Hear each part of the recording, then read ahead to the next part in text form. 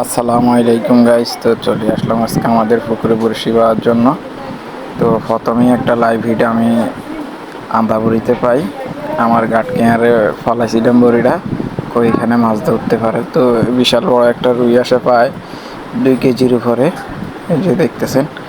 তারপরে এখানে আমাদের সাথে রয়েছে সোয়ান, আমাদের বাকিনা আরমান, তারপরে রয়েছে আরিয়ান, তারপরে রয়েছে আমাদের ইসুফ কাকা আমাদের বাড়ির, তারপরে রয়েছে আমাদের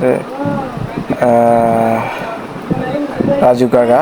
এই যে আমাদের বাগিনা আরমান মাছ ধরার পরে নাচতেছে দেখে। তারপরে রয়েছে আমার বাতিজা ইলিয়াস, আমার কাকা লাগে, তারপরে আমার বয়সের ছোট বাতিজা।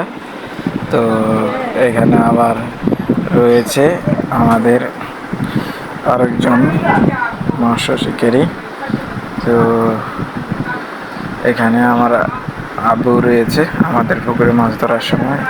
এই যে কন্টেন্ট ক্রিয়েটারদের দেখতে পাচ্ছেন, ইউসুফ কাকা সিএনজি চালায়, এই যে সোহান, এই হয়েছে এর নামটা ভুলে গেছে, এই যে আমাদের ইলিয়াস, এরপরে হয়েছে হামজা, আর মানের নাম দিয়েছি আমরা হামজা। হামজার মতো তার চুলগুলা দেখতে দেখতে দেখা যাচ্ছে এই যে হাসতেছে হামজা বলাতে।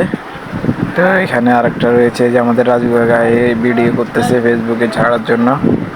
এই মাছ এক ওয়া বরাবর প্রায় 1 মনের বেশি হবে, প্রায় 1.5 মনের মতো কাছাকাছি মনে হয়। তো মাছ দেখলেই বুঝতে পারবেন 40টা মাছ। তো 40টা মাছ হলেই বোঝা যায় যে এখানে মাছ কতগুলো হতে পারে। এখানে 1 কেজি আছে, 1.5 কেজি আছে, 2 কেজি আছে, এরকম মাছের সাইজ। এই যে আপনারা দেখলে বুঝতে পারবেন। মাছগুলো ঢালতেছে দেখেন, এই যে মাছগুলো ঢালতেছে, প্রচুর মাছ এখানে রয়েছে। 40টা মাছ আমরা পরে এবার আপনাদেরকেও নিয়ে দেখাবো। মাছগুলো ঢালা শেষ হোক, তখন আপনাদের দেখানোর চেষ্টা করব।